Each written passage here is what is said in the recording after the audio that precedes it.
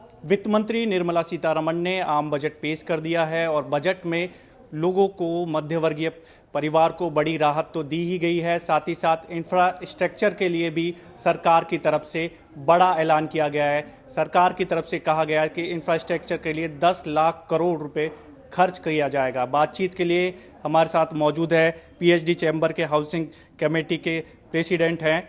Sir, किस तरह से आप इसको देखते हैं? सरकार ने एक बड़ा ऐलान किया है अपनी तरफ से। देखिए, काफ़ी पॉजिटिव बजट है और सबसे बड़ी बात है कि इसमें जो है काफ़ी पॉजिटिव घोषणाएं की गई हैं, कोई नेगेटिव चीज़ें देखने को नहीं मिली हैं।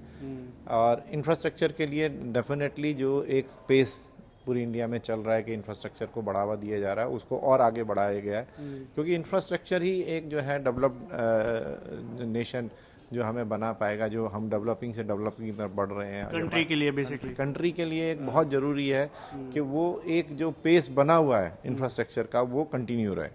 इसके साथ साथ जो है मिडिल क्लास के लिए भी काफ़ी घोषणाएं की गई हैं। आई थिंक जो टैक्स लिमिट में जो चेंज किया गया, जो काफ़ी साल से जो है डिमांड थी, वो एक बहुत ही अच्छी बात है, क्योंकि मिडिल क्लास को बढ़ावा देना किसी भी कंट्री की बैकबोन, एक middle class, upper middle class, lower middle class एक बैकबोन है, जो कि एक बहुत ही बड़ा कंज्यूमर सेक्टर कह लीजिए, हाउसिंग के लिए भी कह लीजिए, सबसे ज़्यादा जो डिमांड है वो उसी सेक्टर के अंदर है। तो उसके हाथ में अगर पैसा आएगा तो उसकी एक्सपेंडिंग पावर बढ़ेगी। और अगेन गवर्नमेंट के वो जब गवर्नमेंट किसी टैक्स में छूट देती है, लोगों के पास पैसा आता है, वो पैसा वापस मार्केट में जाता है, तो गवर्नमेंट को डायरेक्ट इनडायरेक्ट टैक्सेस के अंदर फिर से बेनिफिट होता है और वो कम कंट्री की ग्रोथ में जो है काम आता है। टैक्स स्लैब में तो छूट गई है, वो बड़ी राहत है लोगों के लिए। उम्मीद भी थी और प्रधानमंत्री ने भी कहा था कि लोगों की उम्मीद पर खरा उतरेगा, तो कहीं ना कहीं पहले ही हिंट दे दिया गया था सरकार की तरफ से। लेकिन इंफ्रास्ट्रक्चर की अगर बात करें तो सड़कें, रेल हो, ये एक बड़ा बेस होता है किसी भी कंट्री के लिए। इसके लिए 10 लाख करोड़ खर्च करना एक बड़ी ऐलान तो किया ही गया है सरकार से। आप इसको किस तरह से देखता है? कितना डेवलप इससे होगा देश और आगे बढ़ेगा? नहीं, देखिए, इंफ्रास्ट्रक्चर है, रेलवे के लिए रिकॉर्ड जो है बजट जो है वो रखा गया है। तो टोटल इंफ्रास्ट्रक्चर से जो है सारी चीज़ें इंफ्रास्ट्रक्चर के ऊपर जुड़ी हैं। अगर हमारी मोबिलिटी ठीक होती है, हमारी सड़कें ठीक हैं, हमारी रेल ठीक है, तो बिजनेस की मूवमेंट है एक तरफ से दूसरी तरफ जाना। तो यही आप अगर किसी भी डेवलप नेशन को देखेंगे, वो डेवलप नेशन बना कैसे? सबसे पहले उन्होंने अपना इंफ्रास्ट्रक्चर जो है वो इम्प्रूव किया। जो हमारी पिछले 7-8 साल से आप देख रहे हैं कि लगातार फोकस किया जा रहा है इंफ्रास्ट्रक्चर को डेवलप करने पर, ये इसमें और एक बड़ा पॉजिटिव जो है वो कदम है। इससे सारे सेक्टर, ना केवल रियल एस्टेट बल्कि और सारे सेक्टर्स जो है इससे जो है वो इफ़ेक्ट होते हैं।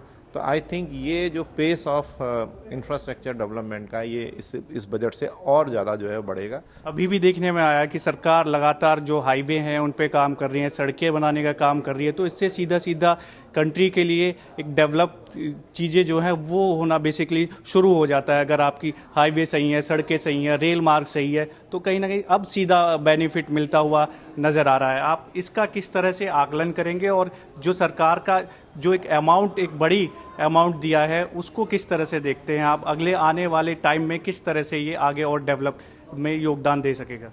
जैसे जैसे इंफ्रास्ट्रक्चर बढ़ता है वैसे वैसे नए एवेन्यूज़ जो है वो खुलने लगते हैं। ज़रूरी नहीं है कि सब लोग जो है दिल्ली के अंदर ही रहेंगे। एक एनसीआर डेवलप हुआ, लोगों को नई चीज़ जो है नोएडा, ग्रेटर नोएडा, यमुना एक्सप्रेसवे, गुड़गांव, फरीदाबाद, ये किस वजह से बढ़ा? क्योंकि इंफ्रास्ट्रक्चर यहाँ तक गया, चाहे पेरिफेरल रोड कह लीजिए, चाहे मेट्रो रेल कह लीजिए। तो जैसे जैसे इंफ्रास्ट्रक्चर बढ़ता जाएगा, नए नए एवेन्यूज़ खुलते जाएंगे, लोग नए शहरों का निर्माण होगा। एक्सप्रेसवे के किनारे जितने भी हैं, पूरे वर्ल्ड में जो डेवलपमेंट हुआ है वो हमेशा एयरपोर्ट के आसपास, एक्सप्रेसवे के आसपास जो है। तो इसमें ये है कि गवर्नमेंट का पहला कदम ये होता है कि वो इंफ्रास्ट्रक्चर बनाए। उसके बाद तो ये प्राइवेट कंपनीज़ का, जो प्राइवेट बिजनेसमैन है, उन लोगों का ये पुश रहता है कि उस जगह पे जाके डेवलप करें। विदेशी कंपनियां भी अट्रैक्ट होती हैं इन चीज़ों से सीधा सीधा। अगर आपके कंट्री में चीज़ें सही हैं, हाईवे सही हैं, सड़कें सही हैं, रेल यातायात सही है, तो विदेशी जो है कंपनियां वो भी अट्रैक्ट होती है, सीधा सीधा असर होता है इसका। देखिए, बुनियादी ढांचे की ज़रूरत तो सभी को है। जो अभी आप देखेंगे कि जो है डायरेक्ट और इनडायरेक्ट जो है फॉरेन इन्वेस्टमेंट जो इंडिया के अंदर बढ़ रहा है। मोबाइल मैन्युफैक्चरिंग की बात पड़ी कि जो जहाँ 2 लाख सेट, 2 करोड़ सेट बनते थे, आज जो 30 करोड़ से ज़्यादा सेट।